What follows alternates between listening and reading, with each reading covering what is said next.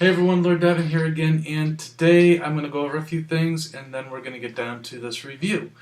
First things first, during this review I'm going to announce some of the winners of 1 Year 1000. I will have their name appear on the screen, what they won, and when they subscribed. This is just one of many contests coming, and it is late coming because I've purchased a house and had some crazy things going on in my life. But I want to let you know that I've got some great prizes. They're over there on the coffee table. I've got a couple of e-cigs. I've got an iTaste MVP. I've got a Tesla. I've got an AnyVape CVI. And for that winner, because it's an AnyVape CVI, I also tossed in a couple of tanks and a rebuildable. Compensation for the AnyVape CVI. I do have more prizes to give away. I will probably do that in a couple of other videos. Some of the products that I purchased for 1 Year 1000 were, one of them was recalled, if you follow me, and so on and so forth. Some of them just sucked, so I won't be giving those away.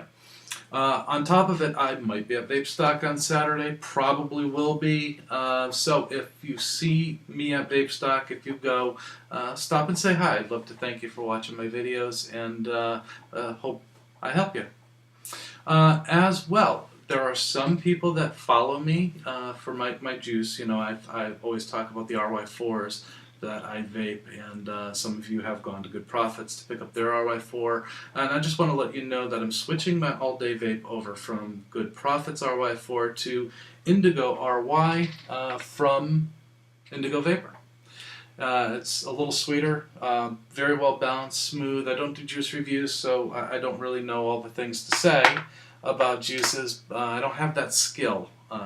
But I think it's a heavier VG style juice. They also have Indigo Classic, which is more PG, less sweet, and great juices. So if you do stop by Indigo Vapor, give them a try. They'll be what I'm vaping in my videos as soon as I'm done with all my RY4 from Good Profits. So this is a review. Let's get into it. And this is a review on the Curve from Inhaler.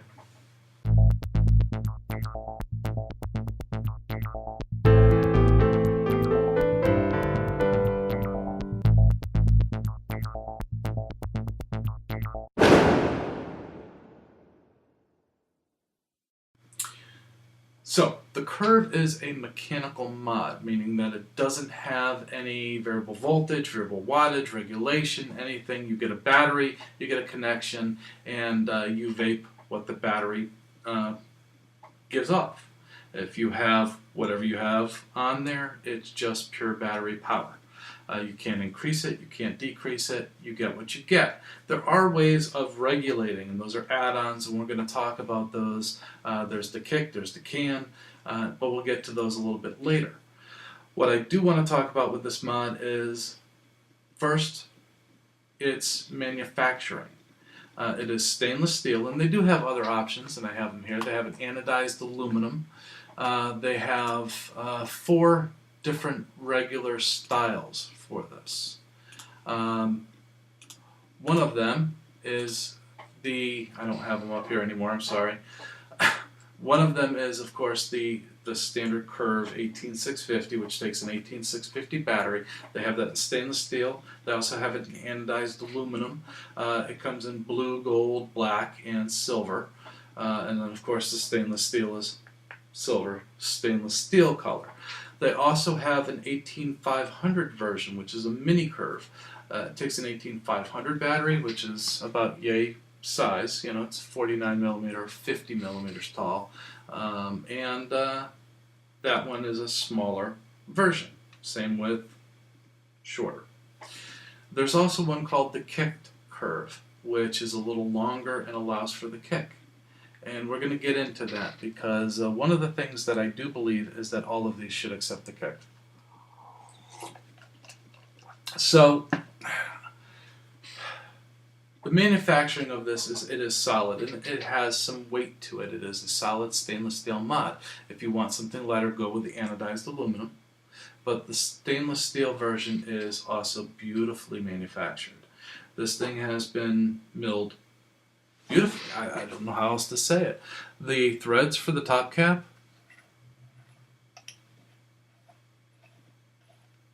there's no resistance here.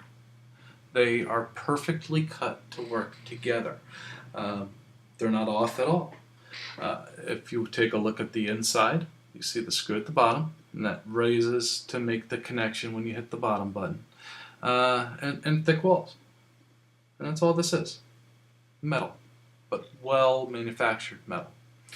As well, you have the locking mechanism here, which when you turn it down, you can't push the button in. And when you have it up higher, you know.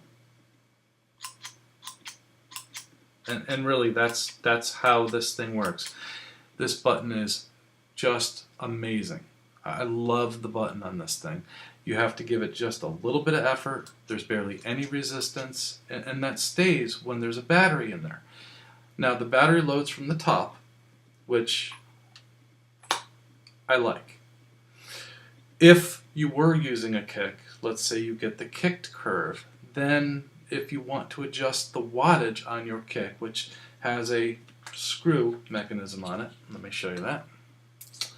This is the kick, goes on top of the battery, and in most mods you have to place it into the tube or place it on top of the battery and push those in, screw in the bottom, and then if you want to adjust it for a higher wattage or a lower wattage, you have to take all of that out, adjust the kick, and put it all back in.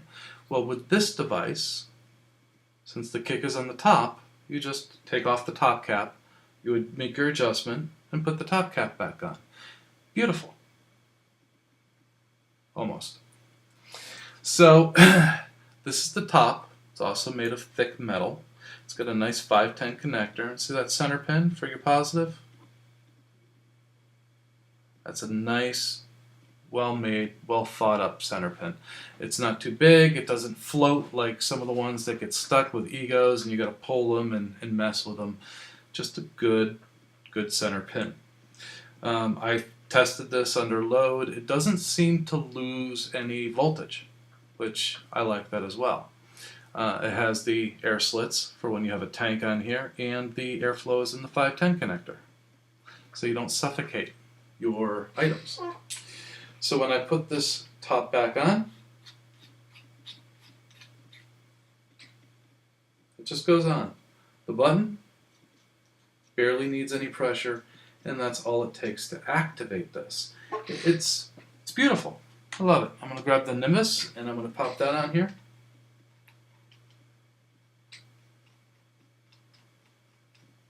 You hit the button.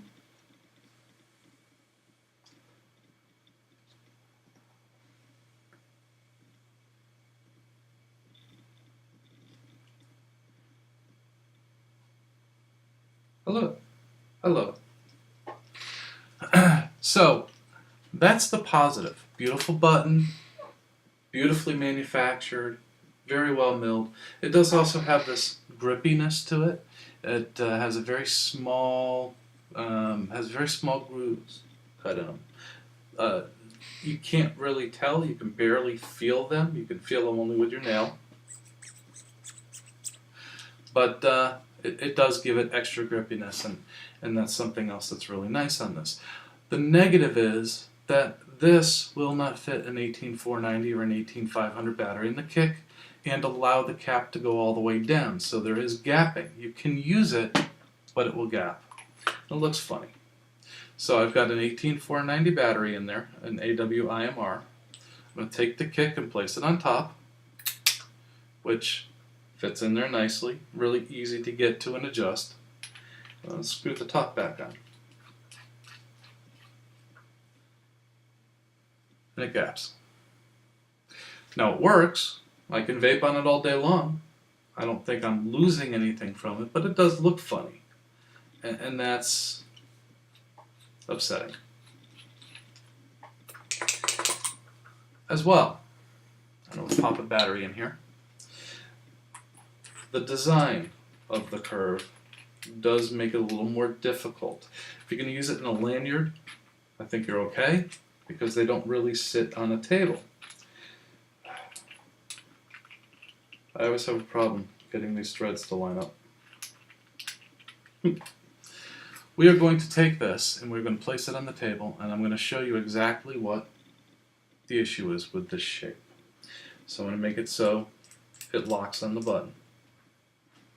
I'm going to put it on the table.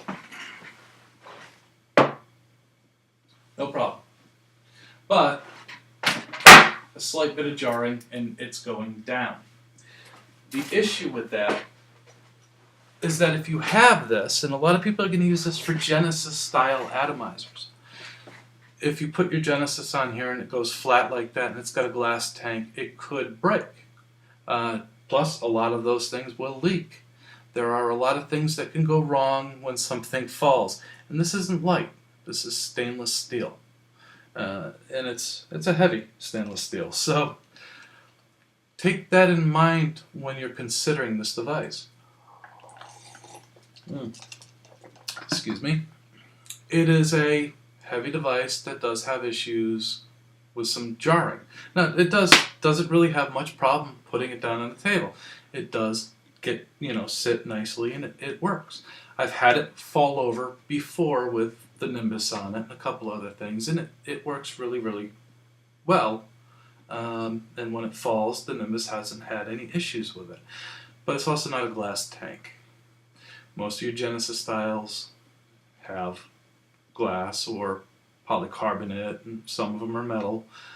It's really up to you as to how you're going to place this on the table, but I do suggest getting some type of companion item that when you fit it in there, it holds it better. A little square block with something that would allow it to fit. It's a beautifully designed and manufactured device. So, that and the fact that if you're going to use a kick, you have to get the kicked curve, those are the downside. Now, the last negative about this is it's $135.